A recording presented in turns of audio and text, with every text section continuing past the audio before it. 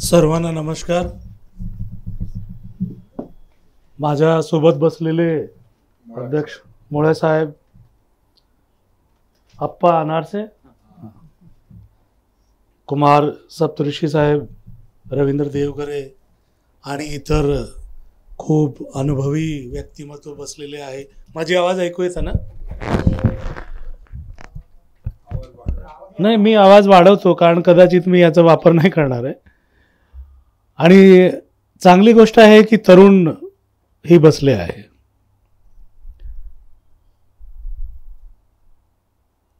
नव्वद मिनिटं आपल्याकडे.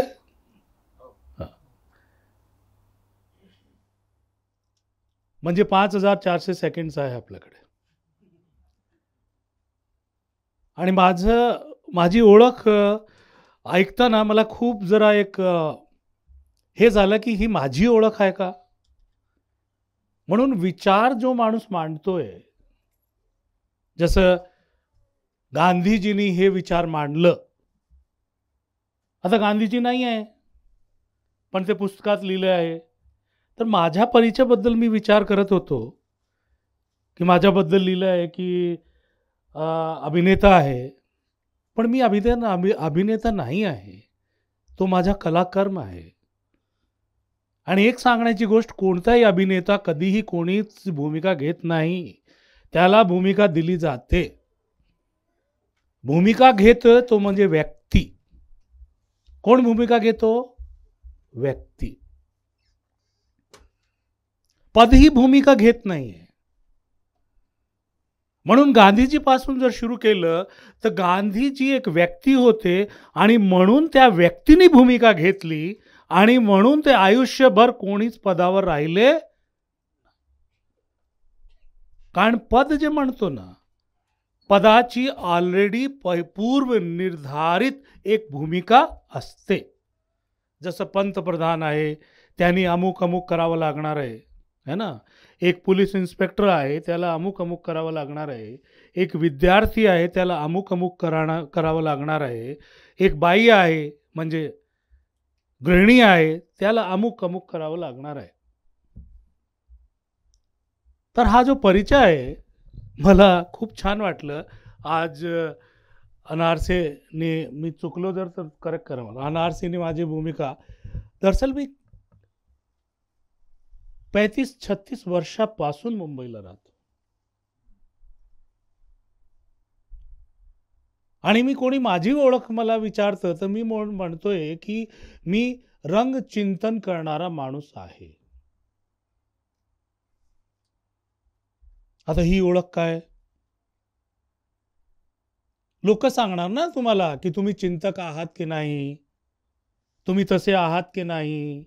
तुम्ही 3D वर गेल्यानंतर ते सांगणार हो हे चिंतक होते की नाही. पण आपलं नाम आपण विचारतो ना, तेव्हा आपलं नाव विचारतो की नाही. माझं नाव जसं सांगितलं मंजुला आहे, तसं माझं नाव माझ्या गेल्यानंतर लोक नाही लिहिणार. मी जेव्हा बोलतो की इंट्रोडक्शन मध्ये, तेव्हाच माझं नाव आहे की नाही आहे. तसं माझा एकच परिचय आहे की मी रंग चिंतन करणारा व्यक्ती आहे. आणि रंग म्हणजे रंगाचा अर्थ इथे रंगभूमी एक आपण लावतो. आणि रंगभूमी, रंग म्हणजे जसं इथे प्रत्येक रंगाची एक शर्ट आहे की नाही आहे, एक साडी आहे की नाही आहे. बघा जर एकमेकाला बाजूला असं टर्न करून पहा, है ना, वेगवेगळं आहे की नाही. सफेद रंगाचा काय अर्थ आहे, कोण सांगणार?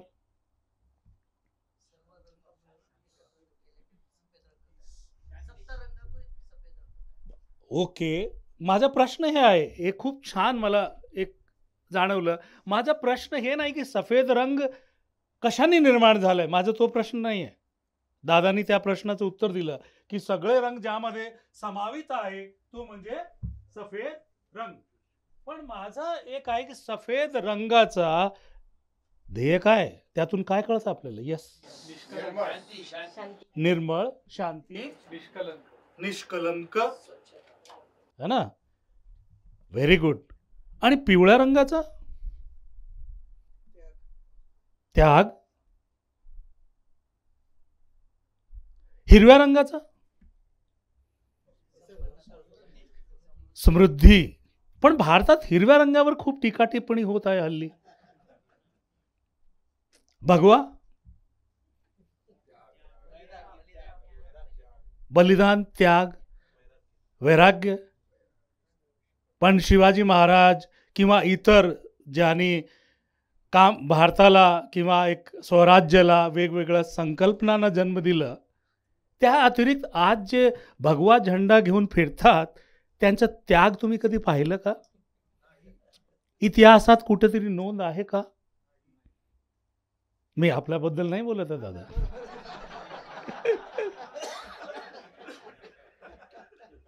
ओके. आपण मराठी, हिंदी भाषा ऐकण्यामध्ये, अंग्रेजी ऐकण्यामध्ये आपण सिद्धहस्त आहोत. त्यामध्ये आपला खूप खूप अभिनंदन. पण प्रश्न ऐकण्यासाठी सिद्धहस्त आहात का? आहात का? कारण उरलेल्या काळामध्ये मी प्रश्न खूप विचारणार आहे. पहिला प्रश्न तुम्हाला वाटेल काय विचारतो हा, दिसतं हे? एक प्रश्न आहे, प्रत्येकाने उत्तर द्यावं. किती बोट आहे? 5. Very good. टाळ्या वाजवा त्यांना. 5 बोट आहे. ओके. सगळे जे बसलेले आहे त्यांचं हेच मत आहे की 5च बोट आहे. काय वेगळं उत्तर आहे का? हे म्हणतात 4 बोट 1 अंगठा आहे. याला म्हणतात एक अंग्रेजीमध्ये मुद्दातून भटकवणं, है ना. एक हात आहे, बरोबर आहे काय? आणि हात तुमचाच आहे, आमचा नाही आहे. आणि या हाताशी आणि बोटाशी आम्हाला काय देणं घेणं नाही. हे होऊ शकतं. पण हे 2 उत्तर आले की 5 बोट आहे आणि एक म्हणतात 4 बोट आणि 1 अंगठा आहे. कोणाचं खरं मानायचं?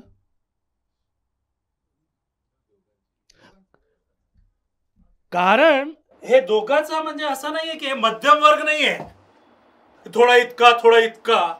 संकल्पना जे असती, पर्स्पेक्टिव्ह जे असतात, तो पर्स्पेक्टिव्ह मध्यमार्गी समझोतावादी नसतं. समजलं का? हे जे आपण लगेच बोलतो ना की दोघांचं खरं मानायचं, तर दोघांचं खरं का मानायचं? मग सर्वांचं खरं का नाही मानायचं? सर्वांचं खरं का नाही मानायचं? आणि मी विषयावरच आहे. असं आहे की जो माणूस बोलतोय, असं आहे की जो दादा किंवा ज्याला असं वाटतं हे 5 बोट आहे, त्यांना हे विचार करावं की आज जेव्हा आपण वैज्ञानिक युग म्हणतो, आणि वैज्ञानिक युगमध्ये ॲटम बॉम्ब पण आहे, आणि ह्याच वैज्ञानिक युगामध्ये 1.5 कोटी एक आकडा आहे की 54 लाख लोक भारतामध्ये सत्तानी मारले, आणि एक आकडा बोलतोय की 1.5 करोड मारले. सत्ता काही बोलत नाही. सत्ता बोलली भारतीय संसदमध्ये, जिथे सत्यमेव जयते आहे शासन सूत्र, त्या संसदमध्ये भारतीय संसद बोलली, व्हाईट पेपर आणलं होतं आणि तिथे आलं की ऑक्सिजनची कमतरतामुळे भारतात एकही माणूस मेलेला नाही. कसं वाटतं हे ऐकून? आत्ताच एक दादा बोलत होते की मी संविधान वर्गातला आहे आणि कुमार साहेब जे आहे ते आंदोलनाचे आहे, पण ह्या विषयावर एकही आंदोलन मला कुठेही ऐकू आलं नाही. कसं वाटतं आपल्याला की आपण सत्यमेव जयते बोलतो आणि भारताची संसदमध्ये असं एक व्हाईट पेपर येतं की जिथे बोलतात ऑक्सिजनची कमतरतामुळे भारतात एकही व्यक्ती मेलेला नाही. कसं वाटतं? हा, चुकीचं आहे ना? है ना? उद्विग्न होतं की नाही? होतं की नाही? Very nice. मला बरं वाटलं. मला तुम्ही कुठेही थांबू शकतात ना, विचारू शकतात प्रश्न, आणि तुम्ही नाही विचारलं तर मी विचारणार आहे. मग कुंभमध्ये किती लोक मेले? 1000. दुसरं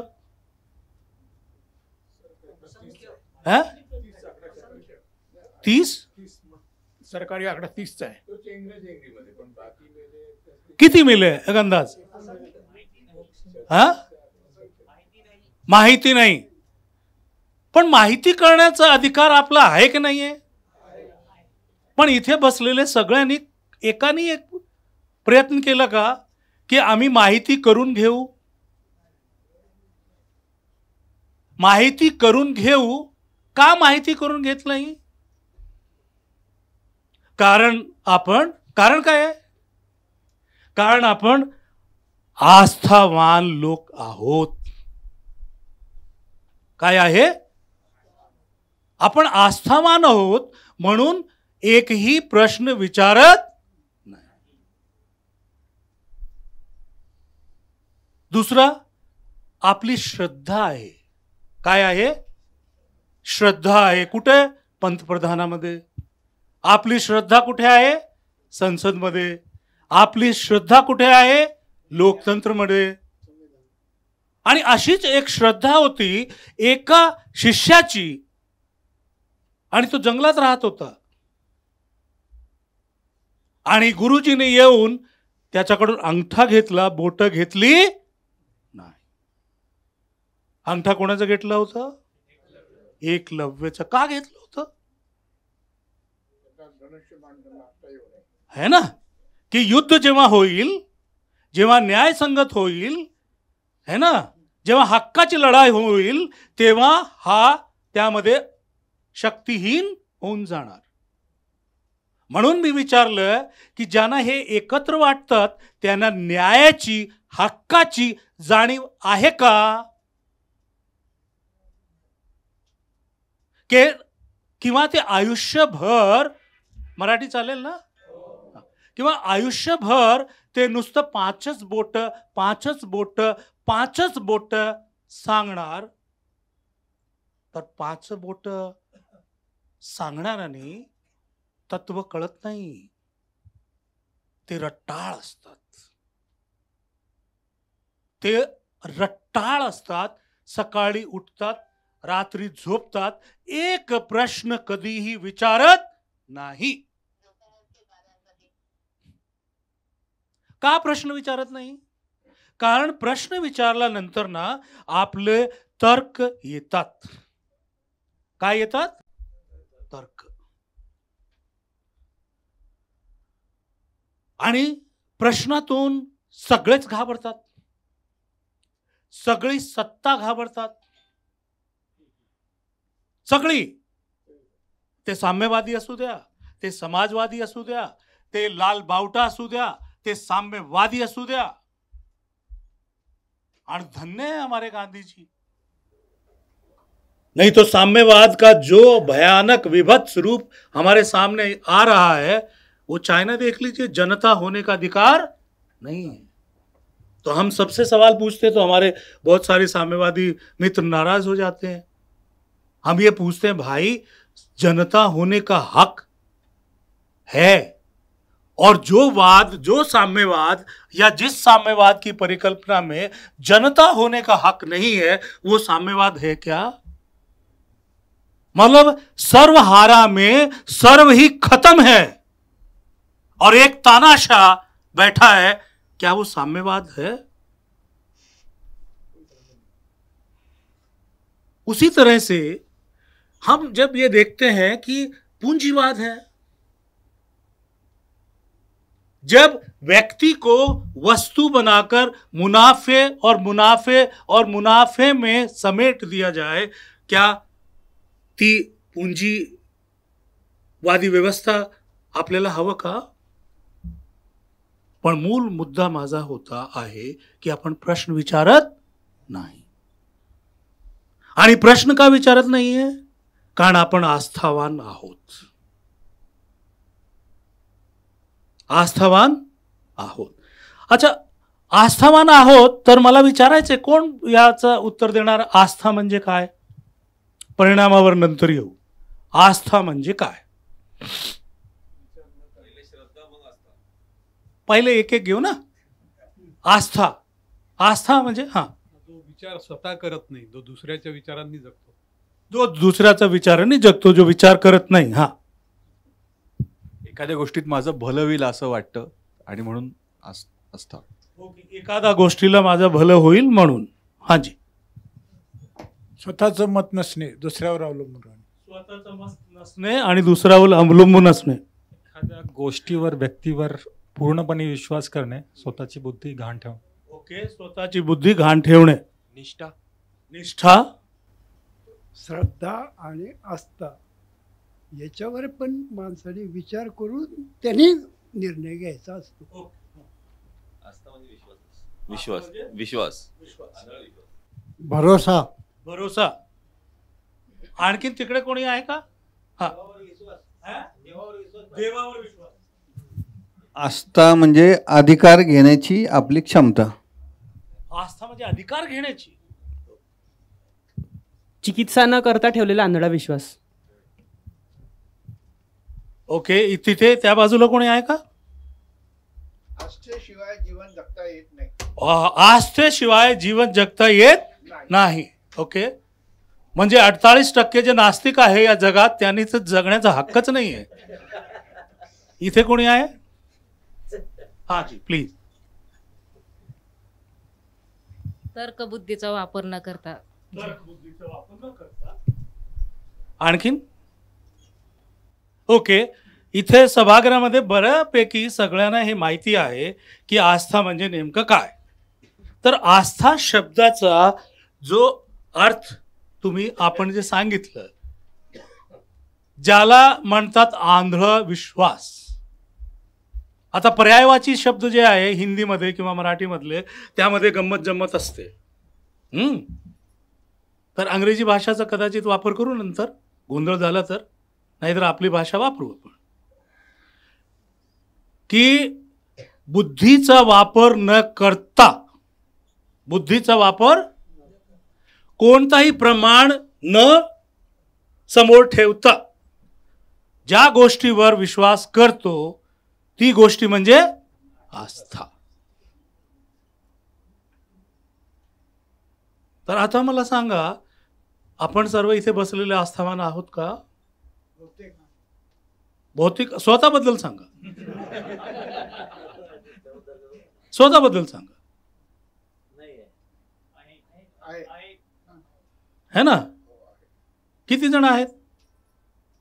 1 2 3 4 5 6 7 8. धीरे धीरे सब हो जाएंगे. मित्रांनो, एक समजून घ्यावं की आपल्यामध्ये आणि प्राण्यामध्ये काय फरक आहे? बुद्धी, विचार करण्याची शक्ती, विवेक और ओके, मत व्यक्त करण्याची. ओके, एक समझून गया. हाँ, यस, थंब, करेक्ट. इसलिए बायोमेट्रिक्स चल रहा है ना आजकल, है ना?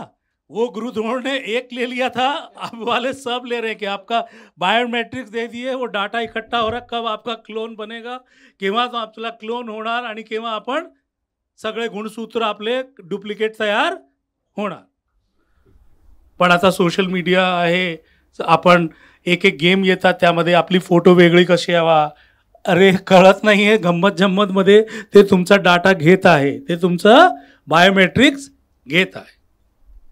तर प्राण्यामध्ये संवेदना असतात. संवेदना, प्रजनन असतं, पोट भरणे असतं. माणसामध्ये फरक आहे, तो म्हणजे तर्कबुद्धीचा. तर्क बुद्धीचा. आता भावना सांभाळून घ्या. आणि जे म्हणतात मी आस्थावान आहे, ज्याचा काही तर्क नाही आहे, है ना, त्यामध्ये विश्वास ठेवणारे माणस आहेत का? म्हणजे निसर्गाने दिलेली जे बुद्धी आणि योग्यता आहे, त्या बुद्धी आणि योग्यताचं काय करतात ते? आणि आस्थाचा मूळ जो शब्द आलेला आहे, तो मध्ये आलेला आहे, ज्याचा थेट संबंध की देवावर आहे, ईश्वरावर आहे. आणि आस्थाचा प्रोपोगेंडा जे आहे त्यामध्ये जे सत्ताधीश आहे, हे गेम समजून घ्या. सत्ताधीश आहे, त्या सत्ताधीशाला मज्जा करायची आहे, सगळ्याचे हक्क ओरबाडून ठेवायचे आहे, राज करायचे आहे. आणि त्याचा अगोदर तेच राजकारणी होतं, सगळा दोष त्याच्यावर पडायचे आहे आणि एक ही जबाबदारी घ्यायची, कारण त्यांची अशी आस्था आहे की आम्ही काहीच करत नाही, जे सगळं आहे तो देव करतो. तो देव करतो. पण तर्कबुद्धी काय म्हणते? देव आहेच नाही. देव असला असता तर आज आपण इथे बसलो असतो का? आपण विचार करायला का विचार करतो?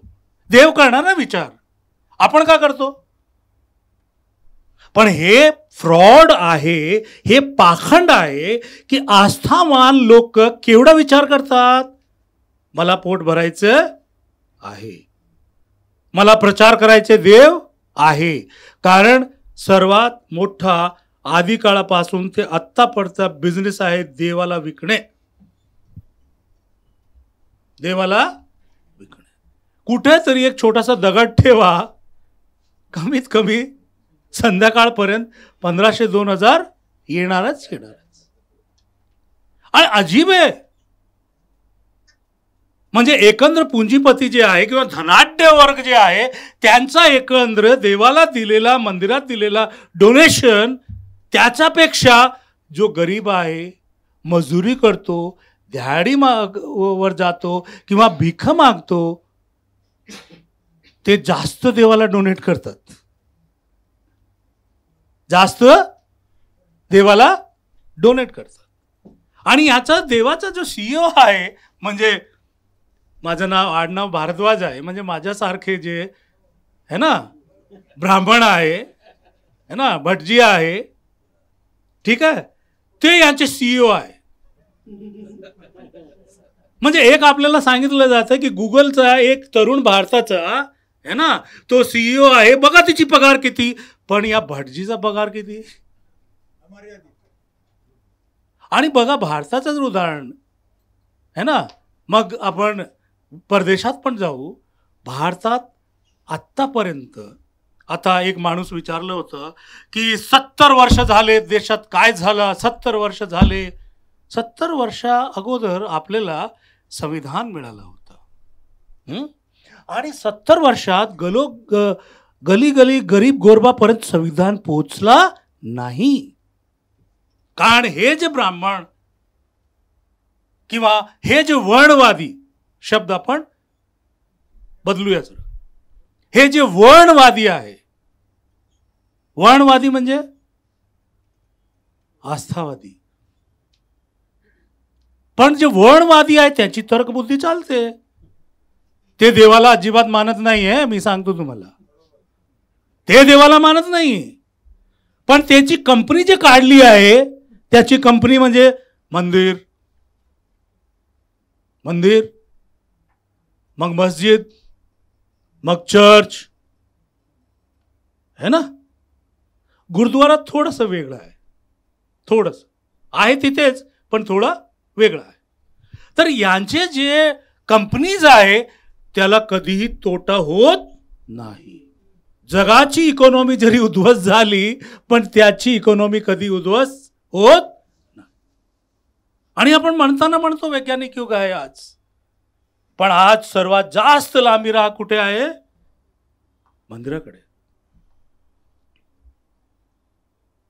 आणि तर्कबुद्धी वापरा.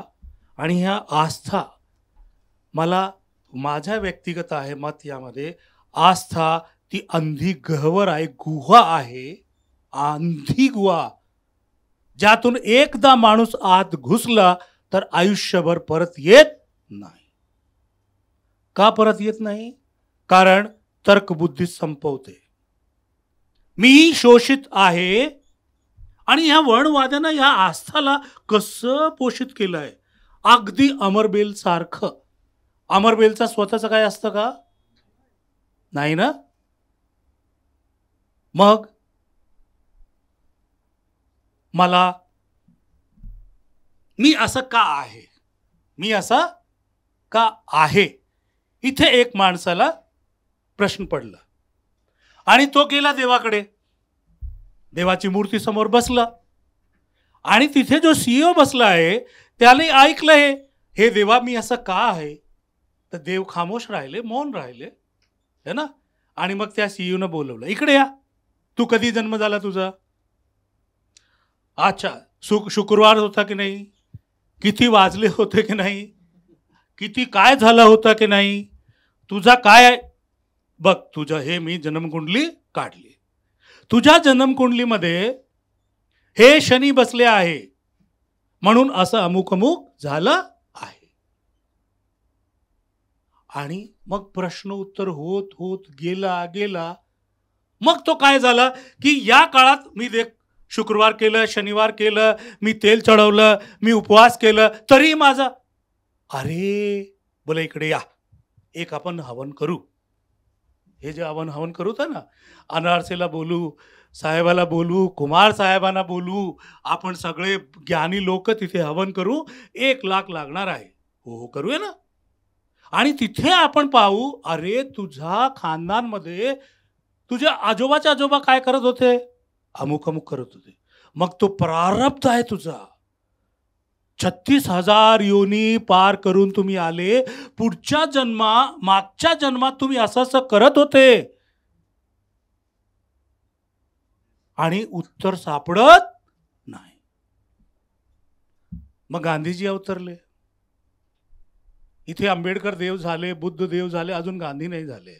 किंवा माझी सूचना कमी असेल, कारण गांधीजींना आपण काहीच म्हणू शकतो आणि असं म्हटल्यानंतर कुठेही दंगल होत नाही है ना. जर या CEOनी लिहिलेली पुस्तक गीता किंवा रामायण किंवा धार्मिक ग्रंथ ज्याला आपण म्हणतो त्याला आपण असंच उचलून हे झालं तर मी उचलून वाचतोय कसंही, पण बसलेले आस्थावान लोक अरे आमच्या धर्मग्रंथाचा अनादर केला असं बवाल येतोय. पण अजूनपर्यंत जगामध्ये गांधीजीबद्दल तो ऐसे ते असे होते एकही दंगली नाही झाली ना.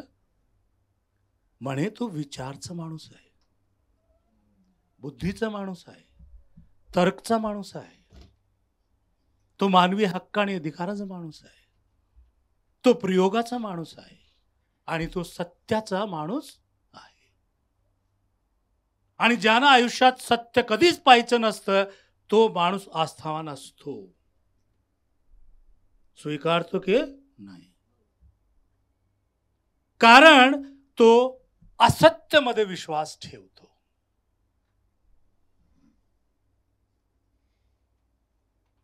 बरोबर आहे. म्हणजे आस्थावान होऊनही तुम्ही इथे बघा कि जो राम को ला सकते हैं, मतलब वो है ना, जो राम का घर बना सकते हैं, संविधान पद पर बैठे हुए राष्ट्रपति राम का मंदिर बनाने के लिए चंदा दे सकते हैं, उस संविधान में जो बोलता है धर्मनिरपेक्ष, क्या होता है? देखो मैंने तीसरा शब्द भी लिया है, आप भूलिएगा नहीं कि मैं भटक रहा हूं.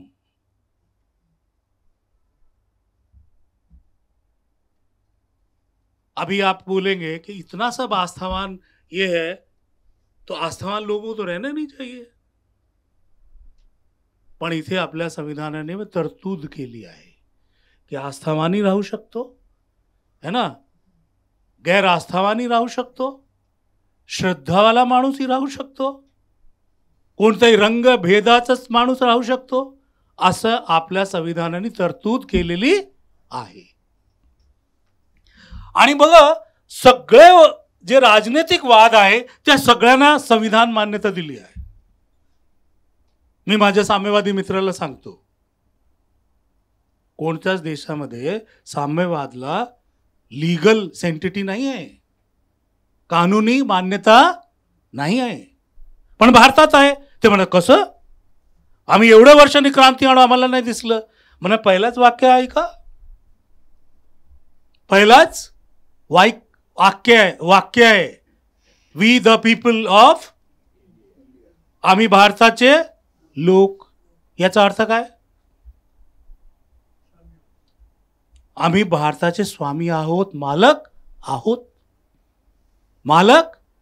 आहोत. आणि साम्यवाद काय म्हणतो? की देशाची सगळी मालमत्ता, त्याची मिल्कियत जनतेची असावं, हेच म्हणतो ना साम्यवाद. साम्यवाद आणि पुंजीवाद मध्ये काय फरक आहे? पुंजीवाद म्हणतो नाही, सगळी मालमत्ता एकच माणसाची होऊ शकते आणि तो माणूस ईश्वर होऊ शकतो, है ना. आणि दुसरं काय आहे की साम्यवाद हे म्हणतो की जनता, देश जे आहे त्याचा मालक कोण होणार? जनता. आपल्या संविधानामध्ये पहिलाच वाक्य लिहिलंय, पण त्यांना नाही कळत. म्हणजे का तुम्ही मोर्चे काढतात, संघर्ष काढतात, ही लोकांना सांगा तुम्ही मालक आहात देशाचे, तर जागरण होईल की नाही होईल? ज्यांना हे कळतं की हा आयुष्य माझं आहे, है ना, हा पोट मला भरायचं आहे, तो भरतो की नाही? भीक मागून का भरेना?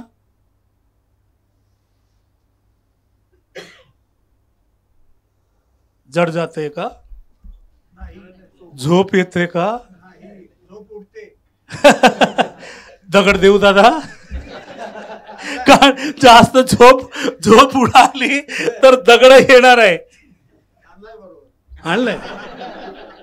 तर मित्रांनो, हा जो संविधान आहे काय म्हणतो हा, आणि संविधान आणि आस्थामध्ये काय कंट्राडिक्शन आहे, काय विरोधाभास आहे बघा. आस्था म्हणते तुझ्या आयुष्याचा जे जमा घटा नफा अंत होणार आहे तो देव ठरवणार आहे. देव ठरवणार आहे, देव ठरवतो.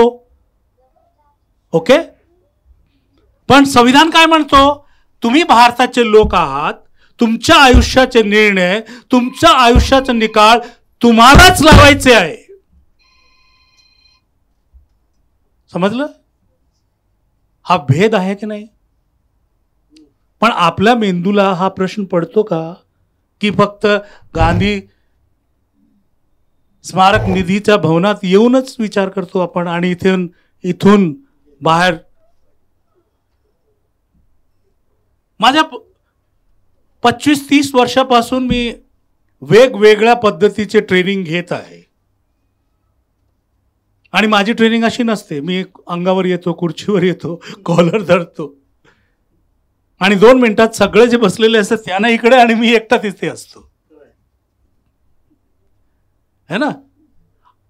ट्रेनिंग आणि लेक्चर किंवा संवाद ही शमशानाचा सुखासारखा असतो मित्रांनो, है ना. शमशानमध्ये चितावर बसलेले आहे, ते जाळले आहे, 100 माणूस बसले आहे, काय घेऊन जायचं आयुष्यात? सगळं इथेच राहून जातो, है ना. काय करतो आपण? कशाला आपण एवढं करतो, है ना.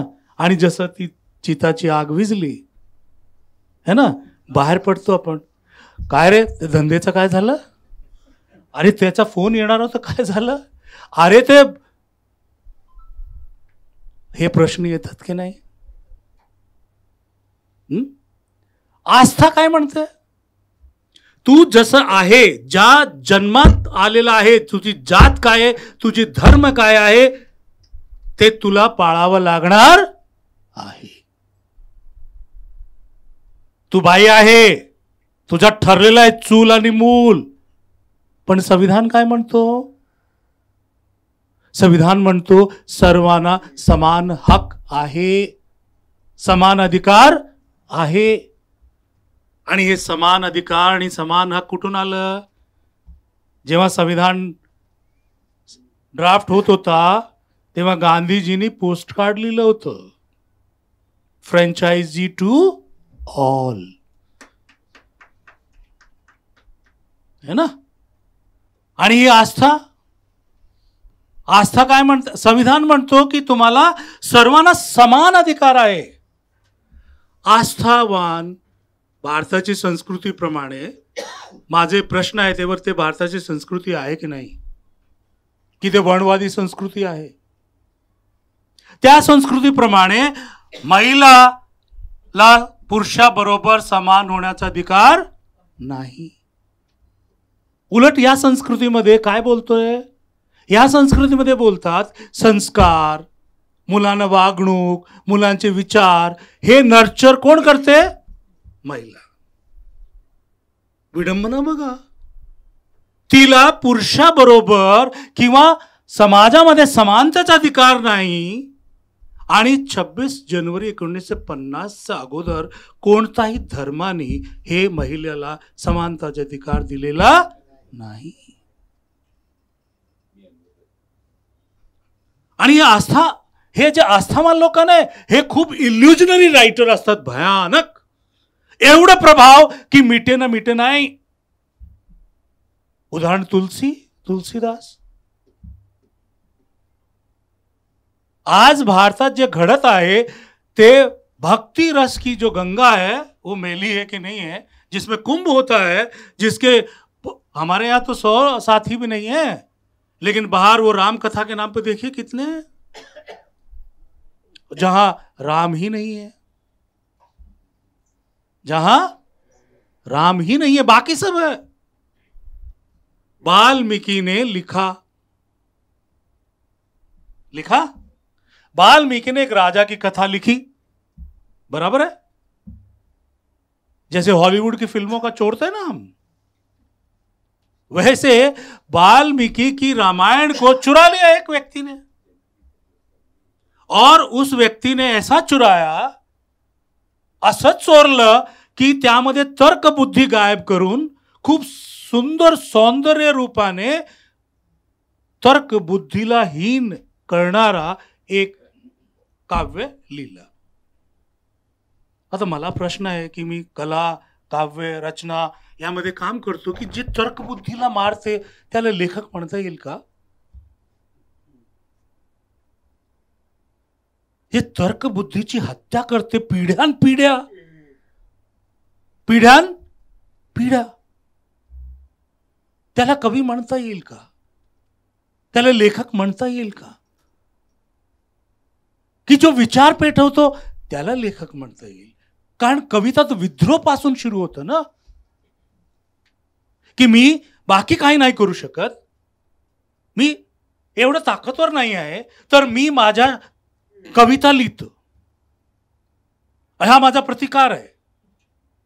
कारण कोणतंही सृजनशील क्रिएटिव्ह काम जे आहे ते क्रिएटिव्ह काम का जगात आलं, का त्याचा आविष्कार झाला? त्याचं कारण आहे की सत्ता कधीही माणूस घडवत नाही. सत्ता कधीही माणूस घडवत नाही. सत्ता निर्णय घेते राज कसं चालवायचं, इवन हे बिल्डिंग कसं निर्माण करायचं, पण ते माणूस घडवत नाही. ते आस्थावान मात्र घडवतात. पण माणसाला माणूस कोण करतंय? ते कला, आर्ट. आम्ही जे कलाकार आहोत आणि आम्ही जे कलाची संकल्पना, आम्ही थिएटर ऑफ रेलेव्हन्स, नाट्य दर्शन जे आम्ही म्हणतो, त्याचा सूत्र आहे, मी ब्रह्मसूत्र नाही म्हणणार आहे, त्याचा सूत्र आहे आर्टची व्याख्या ऐका, ए रोमांस विथ ट्रूथ. आणि जेव्हा आम्ही सत्याच्या शोधात निघतो तेव्हा आम्हाला सगळीकडे आस्थावान लोक भेटतात. आम्ही त्यांच्यावर खूप प्रेम करतो. का प्रेम करतो खूप? कारण ते संविधानाने सांगितलंय. संविधानाने. पण हे आस्थावान लोक किंवा हे जे आस्था आहे तो असा व्हायरस आहे, तो निघत नाही. कारण ह्यामध्ये 3 लोक असतात. आपलं संविधान नाही सांगत मागच्या लोकमध्ये काय झालं होतं, परलोकमध्ये काय होईल. आणि प्रमाण बघा, एवढ्या वर्षांवर 10,000 वर्षापासून हा जग आहे किंवा त्याचा मागेही फॅक्ट चेक करा किती वर्षापासून माणूस आहे यावर. आणि हे सांगतात अच्छे कर्म करो स्वर्ग मिलेगा. एक माणूस परत नाही आलाय ज्यांनी सांगितलं बाबा चला असं स्वर्ग आहे, असं स्वर्ग असतं. आणि हे आस्था जे आहे ते कट्टरवादी हिंसक हत्यारे तयार करते. बघा जिहाद है ना, जन्नत की हुरे मिलेंगी. जन्नत कौन सा? और ये सत्ता कोई भी हो ये चाहती है कि सारी की सारी उसकी प्रजा आस्थावान रहे. ये सत्ता का षड्यंत्र है. क्योंकि जो हमारा संविधान है या दुनिया में ज्यादातर संविधान है या ज्यादातर सत्ताएं हैं, वहां एक अकाउंटेबिलिटी है, वहां एक जवाबदेही है. हमारा संविधान जवाबदेह बनाता हमारी सत्ता को. का? कारण संविधान लिहितो सर्वांना जगण्याचा हक्क, सगळ्यांना शिक्षणाचा हक्क, सगळ्यांना रोजगारचा हक्क. राईट टू एम्प्लॉयमेंट आहे ना मनरेगामध्ये. सगळ्यांना जेवणाचा हक्क. पण जन्मापासून त्याचा शिक्षण आस्थावान लोकांच्या हातात आहे. कारण जी आई जन्म देते है ना तीही देवाला मानते है ना. हल्ली डॉक्टर हॉस्पिटलमध्ये, कोणत्याही हॉस्पिटलमध्ये जा, सर्वात आधी मोठा देवाची फोटो असते. आणि नेल्सन मंडेला म्हणाले, बाबासाहेब म्हणाले की शिक्षा जे आहे ते मुक्त करतात लोकांना.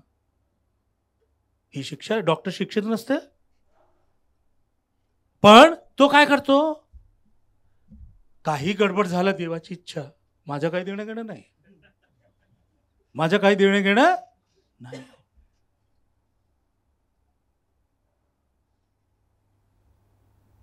काय प्रश्न यावेळी तुमचे आहे मला विचारायचं आहे? कारण मला वाटतं छान वाटतं सगळ्यांना ऐकून. हो हो please. I have come here to listen what we want to listen. बराबर है ना, ये मेरी आस्था है, इसके लिए मैं आया हूँ. दादा उसका फर्क है, ये आपका बिलीफ है. अब मैं शब्दों की जुगाड़ी नहीं कर रहा हूं यहां, ओके? इसलिए मैं अंग्रेजी के 2 शब्द आप समझिए. एक शब्द फेथ. क्या है? फेथ. कि there is no reason but I believe, there is no proof but I believe, okay? और एक है बिलीफ कि देर इज ए रीजन, कि मैं गांधी स्मारक निधि में जा रहा हूं. गांधी को मैं मानूं या ना मानूं, लेकिन मुझे इतना मालूम है ना कि मुझे मारामारी पसंद नहीं है, अहिंसा में मैं विश्वास रखता हूं. ओके उसका रीजन है कि नहीं है? There is reasoning. इसलिए आप यहां आए हो, क्योंकि यहां आपको किसी ने नहीं बुलाया. यहां आओ तो आपको मोक्ष मिलेगा पक्का, है ना.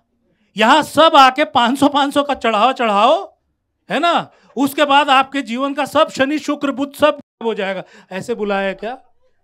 तो ये अक्सर क्या है, हम लोग जीवन जीते हुए ना, ये मेरा आकलन है. मैंने एक नाटक लिखा था अनहद नाद, the unheard sounds of the universe. और उसमें जब मैंने एक शोध किया तो पूरी दुनिया में आज 6.5 खरब के आसपास आबादी है, उसका 97% जो मनुष्य के शरीर वाला प्राणी दिखता है उसके 3 ही काम है. 97% के 3 काम है. पहला पेट भरना, दूसरा अपने जैसे पैदा करना, और तीसरा निकल जाना स्वर्ग की खोज में, है कि नहीं? और हम वर्णवादियों का देखिए क्या फंडा है. आपकी चिता जल रही है, हमारे घर का राशन भर रहे हैं हम. 13वीं कराओ, 6 कराओ. और वर्णवादियों का कब्जा देखिए. गंगा नदी के जितने भी, हरिद्वार से लेके बंगाल तक सब अड्डे पे हम बैठे हुए हैं। यहां आओगे तो ये इतना मोक्ष मिलेगा, इधर आओगे, अरे भारत सरकार के पास डाटा नहीं है भाई, लेकिन वो पूरे नॉर्थ इंडिया का कहाँ डाटा है? मेरठ के पास एक जगह गढ़गंगा है ना, उसके पास मेरे खानदान का एक आदमी गया अभी, उसने पूरा पोथी दे दिया, भारत सरकार के पास नहीं है कि मेरे परदादा के दादा के दादा का क्या नाम था, पूरी वंशावली है। वो लिखा, पर उससे पूछा कि कौन सा मेरा दादा स्वर्ग गए गंगा में अस्थियां, वो नहीं है, वो प्रमाण नहीं। मतलब इतना बड़ा भयंकर शोषण चक्र है जो खड़ा है केवल इस आस्था पे। हमारे स्वतंत्रता सेनानियों ने, लाखों स्वतंत्रता सेनानियों ने जीवन की आहुति दी और हमको मनुष्य होने का स्वतंत्र बनाओ। 1857 से हम पकड़ ले, पहला गदर हुआ था ना, तब से लेकर के 47 तक, 1947 तक 90 साल लग गए। कितने साल? 90 साल लग गए। और उसके 2.5 साल बाद संविधान मिला हमें। आहुतियां देने के बाद एक ईश्वर नहीं आया संघर्ष करने, एक मंदिर का मूर्ति चल के नहीं आया संघर्ष करने। और फिर एक घटना होती है और एक आस्थावान प्रधानमंत्री बन के बैठ जाता है। वो आस्थावान प्रधानमंत्री को हमारे देश का सूचना तंत्र बताता रहता है, अब ये ढांचा गिरने वाला है, अभी गिराने वाले हैं। वो बोल रहा है मैं ध्यान में हूं, 4 घंटे मुझे डिस्टर्ब मत करना। वो पंत प्रधान जो धर्मनिरपेक्षता की रक्षा करने बैठा है, उसने कहा 4 घंटे मुझे डिस्टर्ब मत करना। और उसका गृह मंत्री भी वैसा ही। और जब वो डिस्टर्ब हो गया तो फिर जो है आर्मी बुला लेगी, कर्फ्यू लगा गया, हो गया। एक घटना ये आस्थावान लोगों की। हमारे संविधान ने ये तरतूद के लिया है कि जेव्हा कार्यपालिका, विधायिका विफल हो जाए तो संविधान की रक्षा करने के लिए न्यायालय है, supreme court of India, judiciary का प्रावधान किया।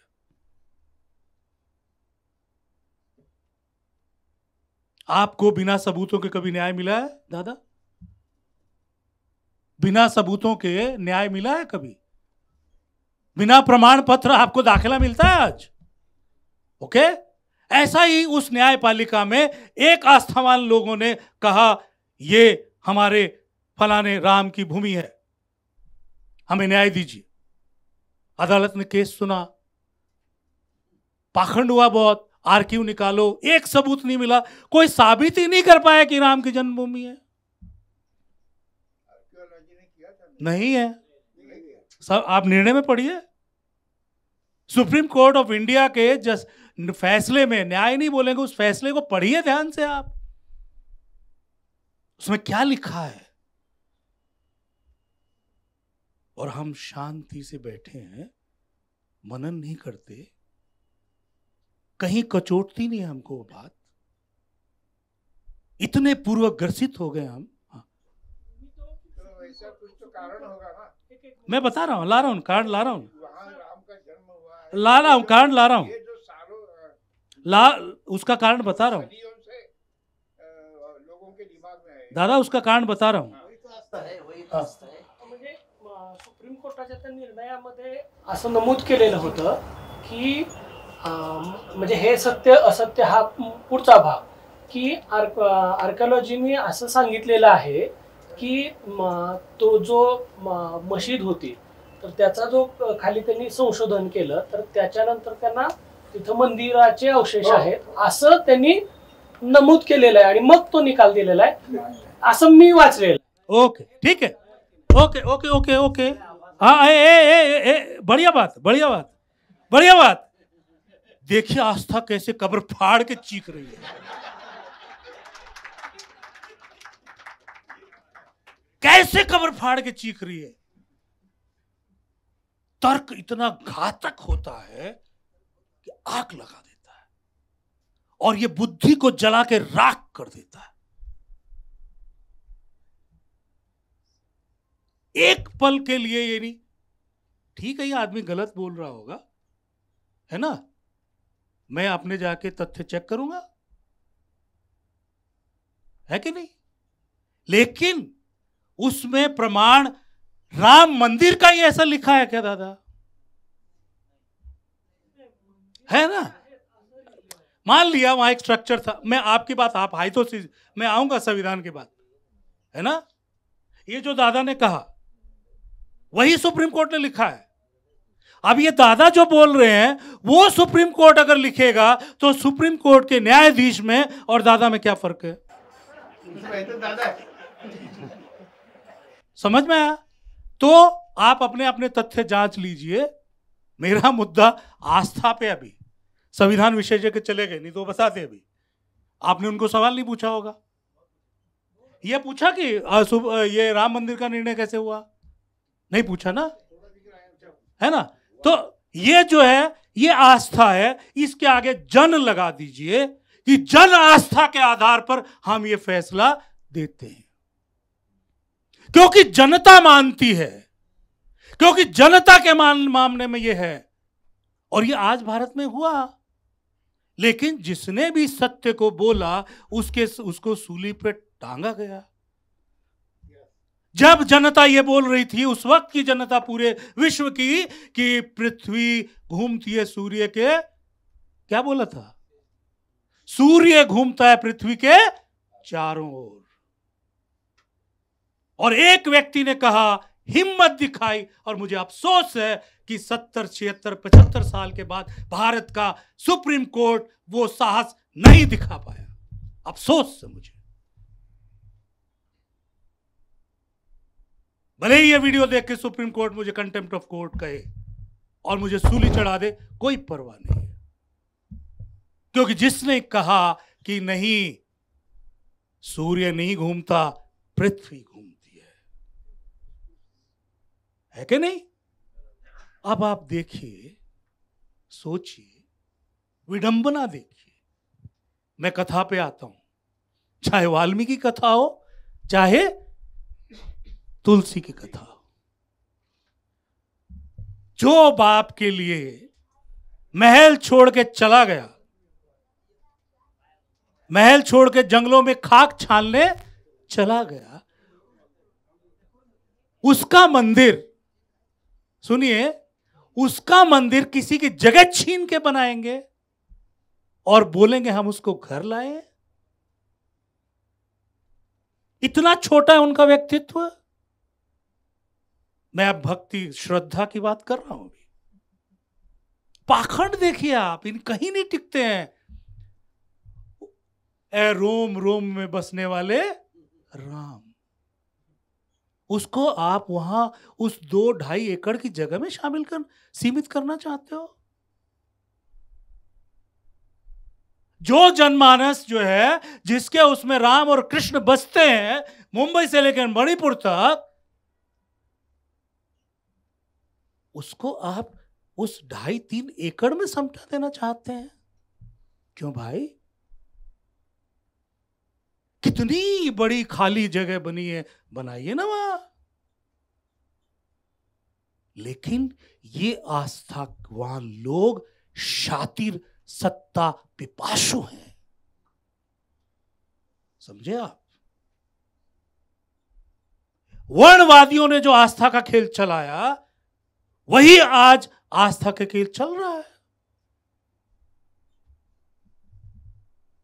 ये आस्था वाले जनता की मुक्ति की बात नहीं करते, इनको आस्थाएं भड़का के सत्ता चाहिए होती है.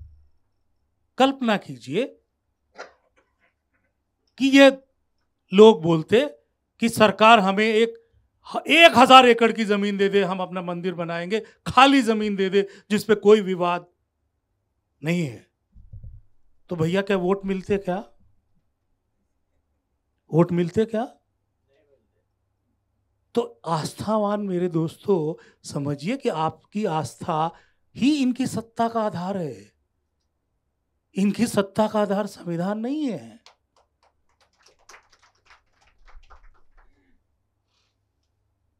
फिर ये क्या क्या करते हैं? भक्ति रस के कई कवि हुए हैं। मैं श्रद्धा पे आ रहा हूं, है ना? आस्था हो गया ना बहुत। अभी श्रद्धा पे आ रहा हूं। श्रद्धा का मोटा मोटा एक एडमायरेशन है। क्या है? एडमायरेशन। और यह गडमड है। मतलब जो कट्टरवाद आस्था के गंदे अंधे कुएं में डालने वाला है, वो यही है पहला, ये वेलकम करते हैं आपको, श्रद्धा।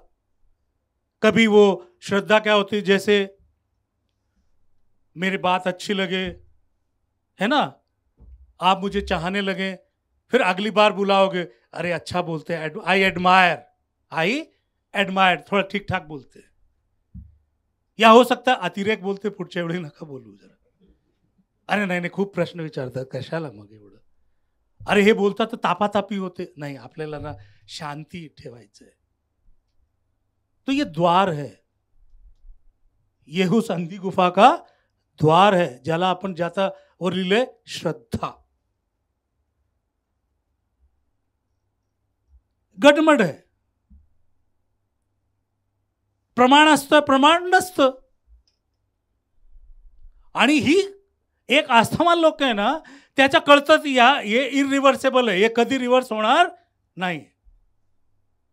पण हे श्रद्धावान लोक आहे ना, हा जो आधा आपका ठीक आधा मेरा ठीक, हे असे काहीचे प्रमाण आहे की हे चांगला अभ्यास करतो, हा माझा टीचर आहे, हा माझा हे आहे ना, आय एडमायर। मग एडमायर मध्ये आपण काय नमन करतो, हा मानवीय स्वभाव आहे। पण त्या नमनला हळूहळू पायापर्यंत घेऊन जातात। भक्ति रस में तुलसीदास ने लिखा, उसी समय कबीरदास ने भी लिखा, बराबर है कि नहीं? अब आस्थावान लोगों का गणित देखिए, कितना शातिर दिमाग चलता है। आस्थावान लोगों का नहीं, आस्थावान के है ना, सत्ताधीशों का, है ना। कबीर ने बोला, काकर पाथर जोड़ के मस्जिद में जिलियो बनाए, ताचड़ी मुल्ला मांग दे भैरो भयो खुदा। उसको हर आजकल सत्संगी बताता है, लेकिन दूसरा नहीं बोलता। पत्थर पूजे हरि मिले तो मैं पूजू पहाड़, वो गायब। अभी श्रद्धालुओं की भीड़ लगेगी, गुरु पूर्णिमा आ रही है ना, है ना, क्यों? और उसमें एक तुलसीदास का लिखा हुआ नहीं बजेगा, कबीरदास का बजेगा। गुरु गोविंद दो खड़े काके लागू, बलिहारी गुरु आपने जिन गोविंद दियो मिला। वो बोल बोल के उस पाखंडी या जो भी है उसकी पूजा कराई जाएगी। और वो गुरु क्या देता है? मंत्र देता है। उसको झांप के माला जपो, स्वर्ग मिलता है ना। उस पे कबीर ने कहा, वो लाइन गायब हो जाती है।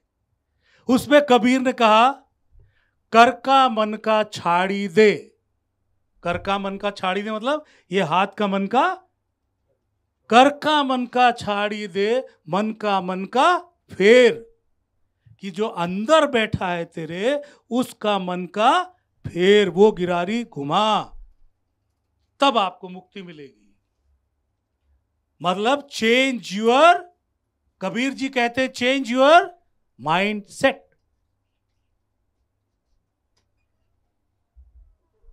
लेकिन दादा ये आस्थावान लोग क्या करते हैं, आस्थावान के सत्ताधीश क्या करते हैं, आपको कंफ्यूज, क्योंकि कबीर विद्रोही है, वो कहीं ना कहीं उखेड़ता है पाखंड के खिलाफ। हालांकि आखिर में जाके वो भी हठ योग में बैठ जाते हैं कि ईश्वर है कहीं, है ना? वो हठ योग में चले जाते हैं, लेकिन वो पाखंडों को काटते हैं। अभी हमारा संविधान आया, हमारे संविधान ने क्या किया कि हमको हिटलर वाला देश नहीं बनाना भाई, कि जो जर्मन नहीं बोलेगा उसको हंटर मार के हम राष्ट्रवादी बनाएंगे।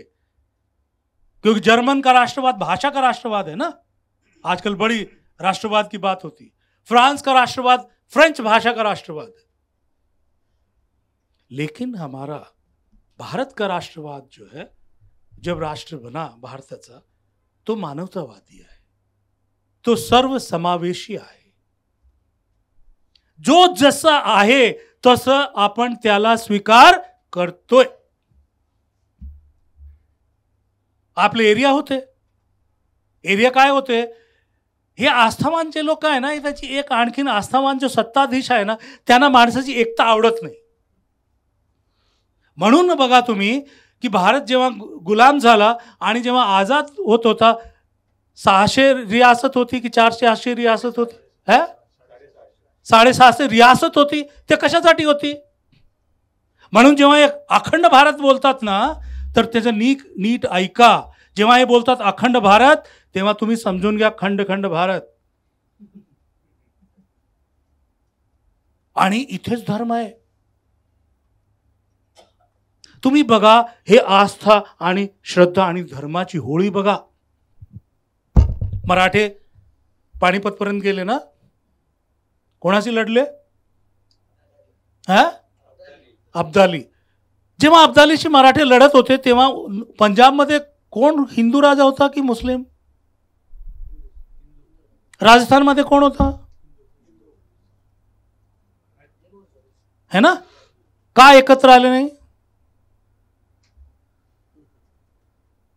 प्रश्न नाही पडत नाही। ज्या राजपूताचा किंवा ज्या एवढं शौर्य गाथा आहे, त्यांचा अकबरशी काय संबंध होता?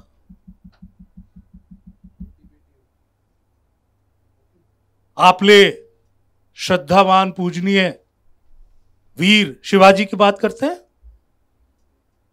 है ना? त्यांना दरबारामध्ये अटक करून कोण राजा घेऊन गेला होता? हिंदू होता की मुस्लिम? आणि शिवाजी? मग बघा तुम्ही, हे जे आस्थाचा श्रद्धाचा नावाने जे शोषण करतात, सत्ता चालवतात, त्याचं षडयंत्र बघा। असा षडयंत्र कराय की खूप विचार करणारे शांत माणसी पेटून येतो आणि सगळं विसरतोय की मी कोण आहे, का आहे। किती वेळ झाले दादा? किती वेळ आहे? 15 मिनिट आहे ना? हा, आपले प्रश्नच। याचा माझा प्रश्न आहे की हे श्रद्धा आणि आस्था, तुम्ही माझा मंतव्य ऐकून घेतलं, घेतल्यानंतर तुम्हाला काय भूमिका घ्यायची आहे? प्लीज। एकतर असा अनुभव येतो की याच्याबद्दल आस्थेबद्दल व्यक्ती हे खूप भावनात्मक असतात, त्यामुळे आपण जर या पद्धतीने बोललो तर ते आपल्याला पूर्ण डिलीट करून टाकतात, रिजेक्ट करून टाकतात, ब्लॉक करून टाकतात। त्यामुळे असं काही आपल्याला विचार करता येईल का की जे लोक श्रद्धावान आहेत, आस्तिक आहेत, त्याच्यामध्ये जे लोक इतरांना हार्म करत नाहीत, त्यांना आपण आपल्या बाजूने घेतलं पाहिजे।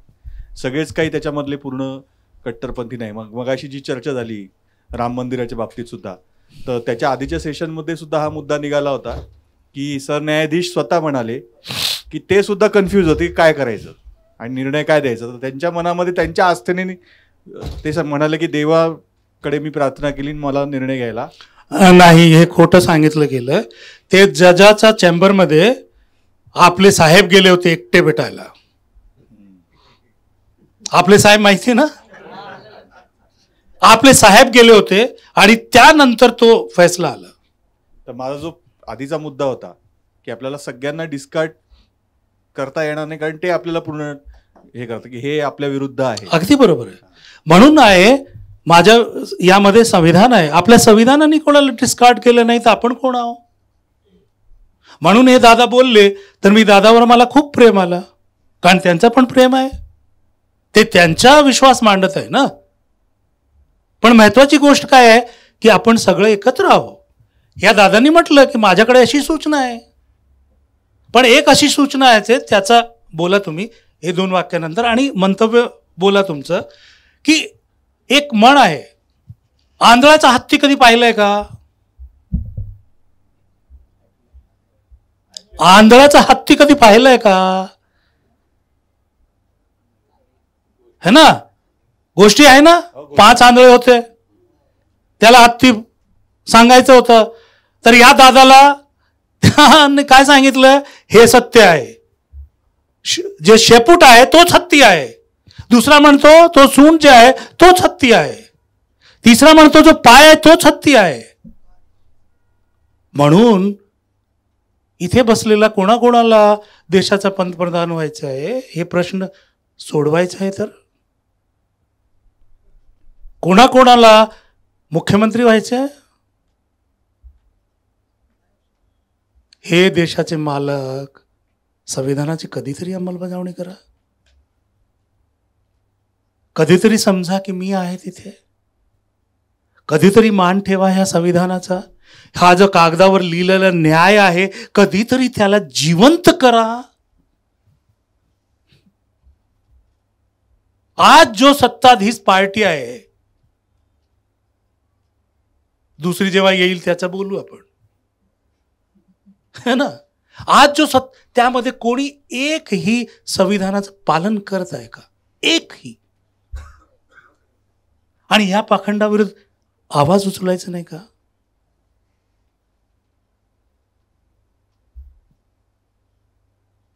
हाजी, आता माझा मुद्दा त्याच्याशी जोडून होता की आस्थेचा बाजार न मांडणारे हे जे भक्तिवादी लोक आहेत, लिंगायत आहेत, वारकरी आहेत, महानुभाव आहेत, त्यांचा अभ्यास केला तर असं लक्षात येतं की ते आपल्यासारखेच आहेत, त्यांनाही आपल्या बाजूने आपण घेऊ शकतो.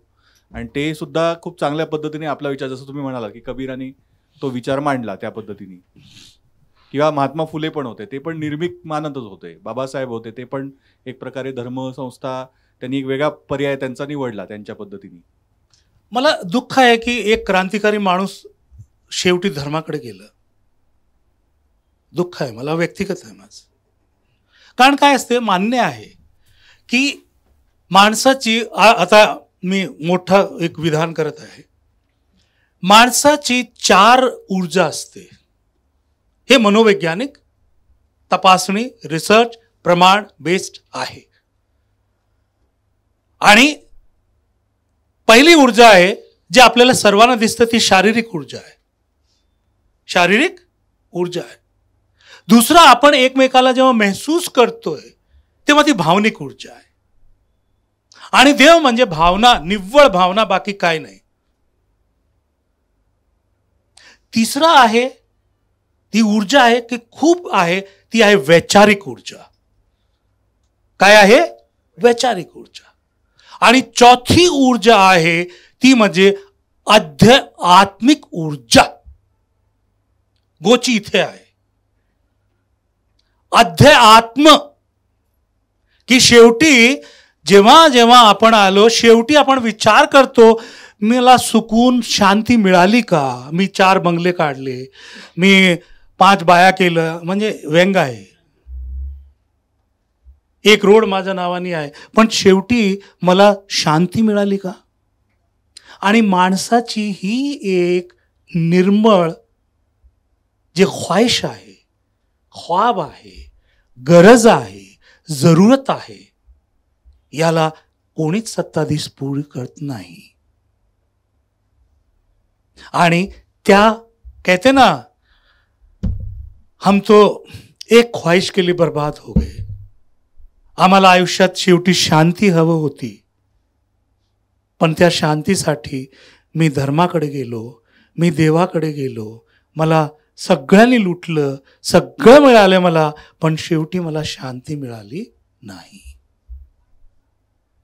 तर आज ह्या आस्था आणि ह्याचा निवारण करायचे आहे तर आपल्याला सगळ्यांना बसून हे विचार करणं गरजेचं आहे की भक्ती अध्यात्मकडे घेऊन जात नाही.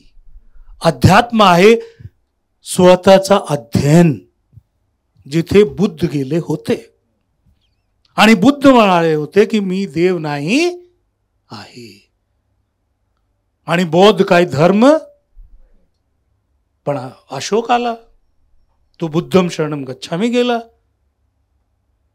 खूप सारे जेव्हा पाखंडी टीव्हीवर हे करत होते की दादा वेळ सांगा मला, टीव्ही बोलत राहू, ओके थँक, की म्हणत होते हा सेक्युलरिझम जे आहे ना, हा वेस्टर्न कॉन्सेप्ट आहे, हा मार्क्सिस्ट कॉन्सेप्ट आहे. तेव्हा दादा मी अशोक नाटक घेऊन आलो, सम्राट अशोक.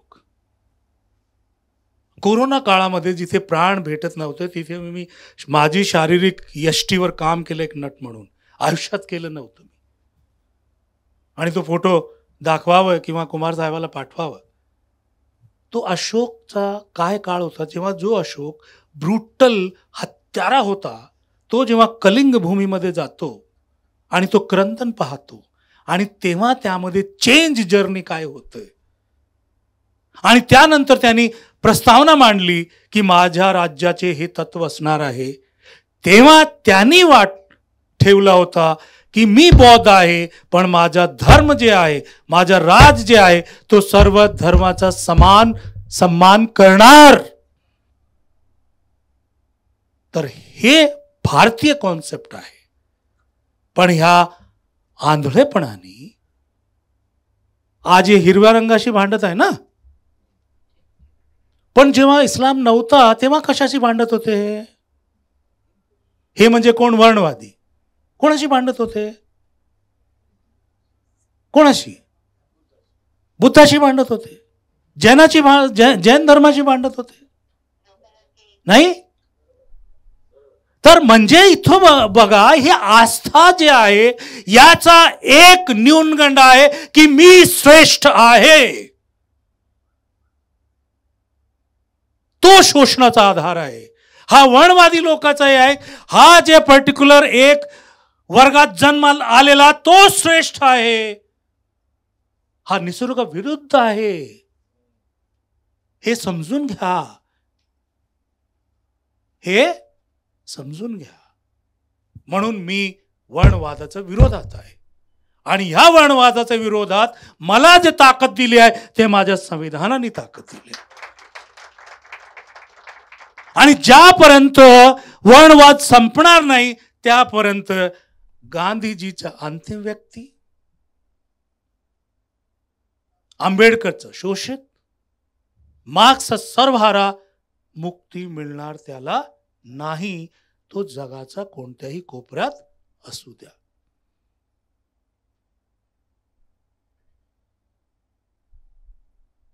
छान वाटतं ना? पण वेळ मर्यादा पाळूया आपण. हा बोलिए प्लीज. आस्था, श्रद्धा आणि संविधान. रामायण म्हणजे अयोध्येमध्ये जेव्हा राम मंदिर बांधलं तेव्हा देशाच्या सर्वोच्च पदावर असलेल्या द्रौपदी मुर्मू मॅडम राष्ट्रपती म्हणून त्यांना निमंत्रित केलं नाही.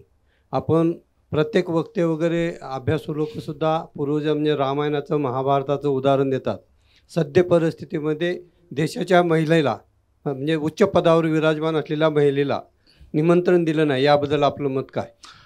महिलांनी सर्व धर्माला जाळून टाकायला हवं. आणि मी माझी एक कविता आहे ते लिहिलं आहे की माझी आई, त्यापासून विचार करूया. तिला आयुष्यात काहीच मिळत नाहीये. धर्माने तिला समानता दिली नाही. धर्माने तिला पायदळी ठेवलं. एकही देव त्याला वाचवायला आलं नाही. आणि बाई असण्याचे 3च विशेष अधिकार आहे ना, म्हणजे तिचा गर्भ है ना. कोणताही धर्म तिला गर्भाची स्वतंत्रता देत नाही. कोणाही देव देत नाहीये. अरे देवाचे एवढे पाखंड आहे, आता मला धर्मविरोधी आणि देवविरोधी घोषित करणारे लोक. अरे इंद्रच्या दरबाराची कथा तुम्ही आता ऐकणार आहात का? आणि एक धर्माचा दुसरा धर्म, अरे तुलसी जे आपल्या समोर आहे त्याची कथा वाचा रे, गुगल बाबावर आहे. ज्या तुलसीला आपण माझ्या नाही का म्हणणं आहे दादा ते. आणि एक गोष्टी आहे त्या वर्णवाद्यामध्ये 2 प्रकारचे आहे. एक नेहरू आहे, दुसऱ्या पाखंडी आहेत. म्हणजे ज्ञान अर्जन करणारी एक कॉम आहे.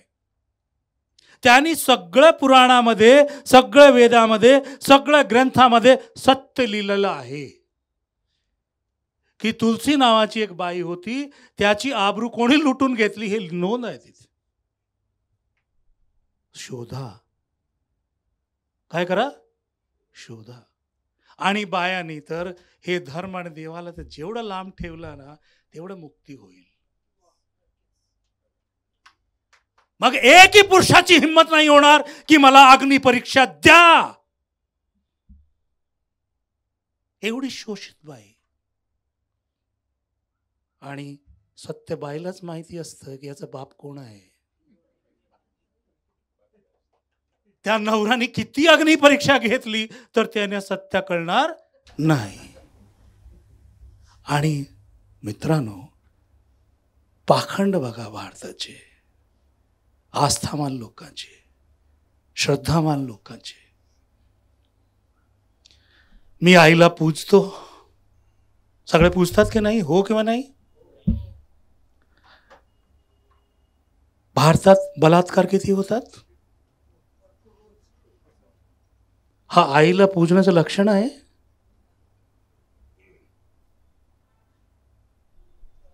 रक्षाबंधन होता की नाही, येणार आहे. ज्या रक्षाबंधनवर हातावर बांधले जातात तेच बलात्कार करतात ना.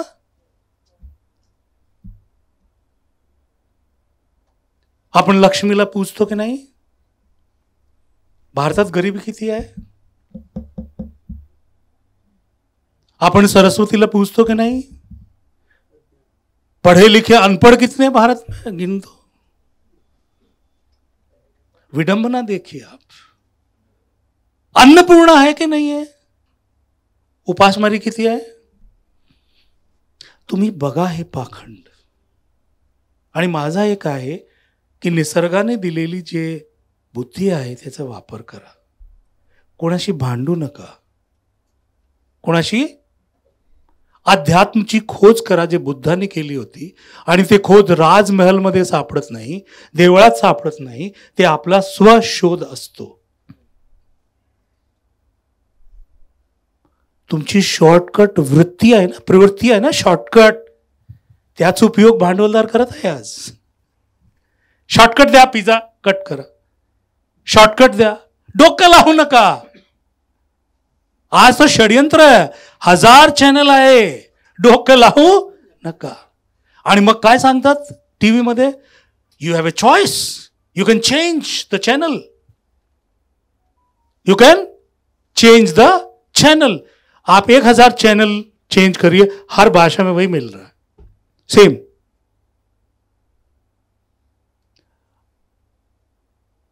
परदेशात जा तुम्ही, तोच पिझ्झा इथे मिळतो.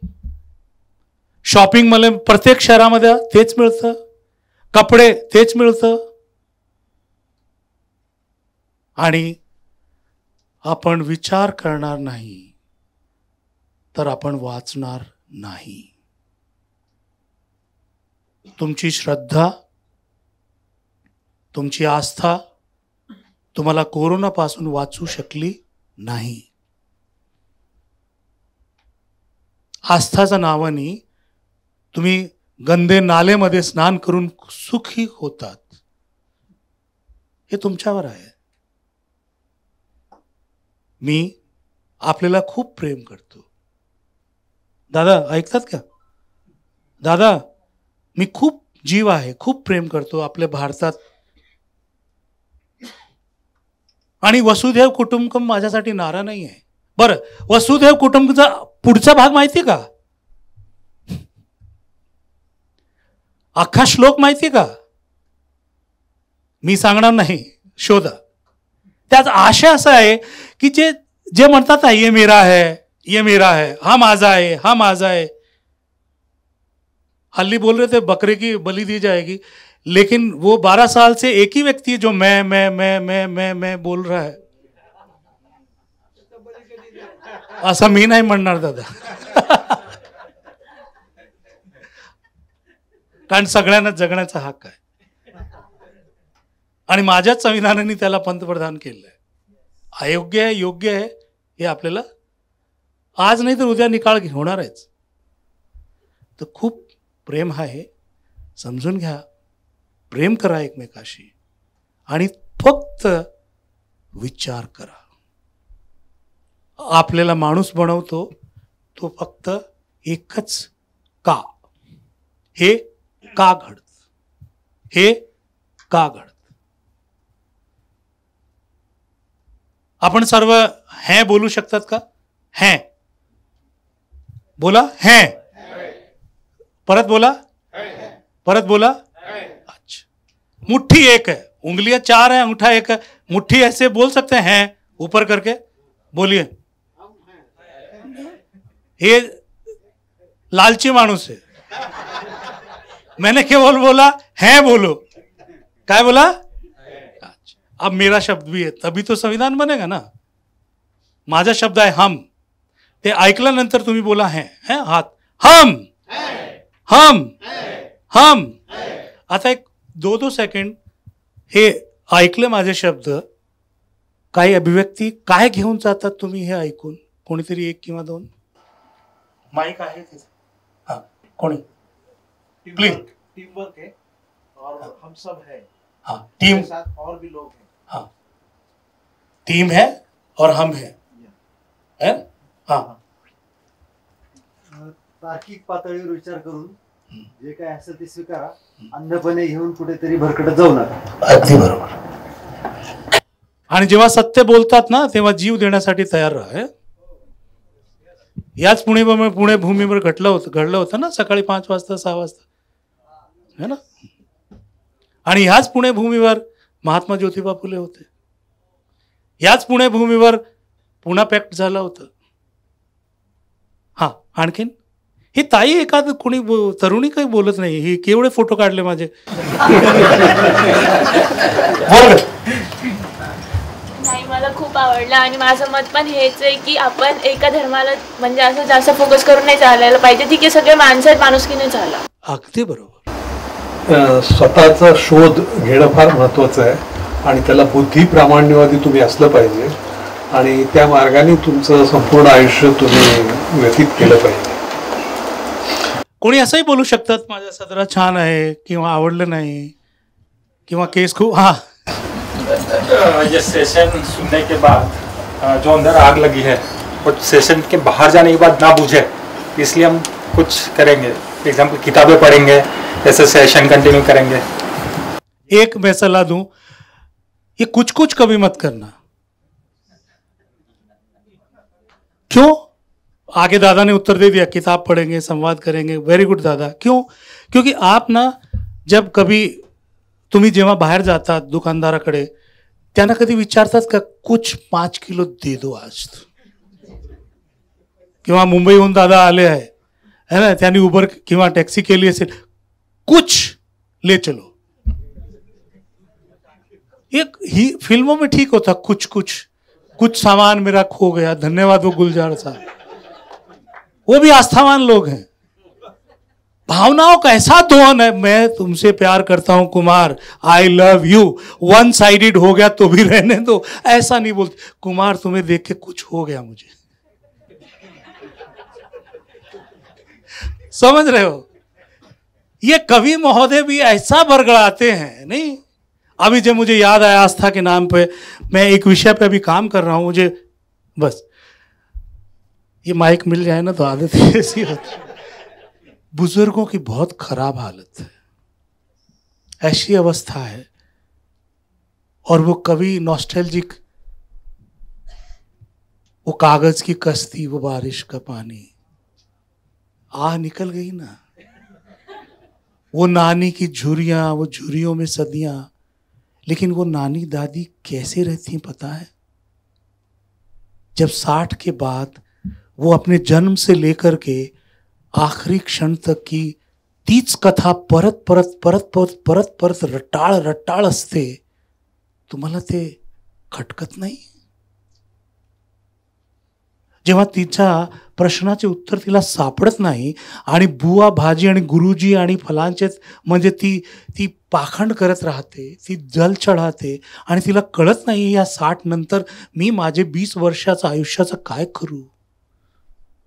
म्हणजे हा या देशाचा एक आव्हान आहे की 20 ते 25 वर्ष, 60 ते 25 वर्ष तेच आहे जे परत आपली नवीन पिढीना आस्थावान बनवतात. तेच आपले बुजुर्ग तार्किक संवाद साधेन, वैज्ञानिक दृष्टिकोनमध्ये जाणार, ते तारामंडलला पाहणार, ते जग भ्रमण करणार, तर ते असं जगणार नाही. फार भयानक आहे बुजुर्गाची हालत. आणि असे बुजुर्गांना हे आपले सत्ताधीश रोड शो मध्ये किंवा रॅलीमध्ये बोलवतोय, कलेक्टरला सांगतोय, त्यांना सांगा त्यांना घर मिळेल, त्याला सांगा घर मिळेल. आज फॉर्म भरू जाणार आहे आणि त्यानंतर काय फॉर्म नाही, काय जग नाही. आणि असे आस्थावान म्हणू नको की हा संविधानच नाही राहणार. आणि आज असंच होणार आहे. तुमची आस्थाचं नवीन नाव मनुस्मृती होऊन जाणार आहे. नमस्कार, धन्यवाद. तेव्हा गांधीजीचा विचार करा.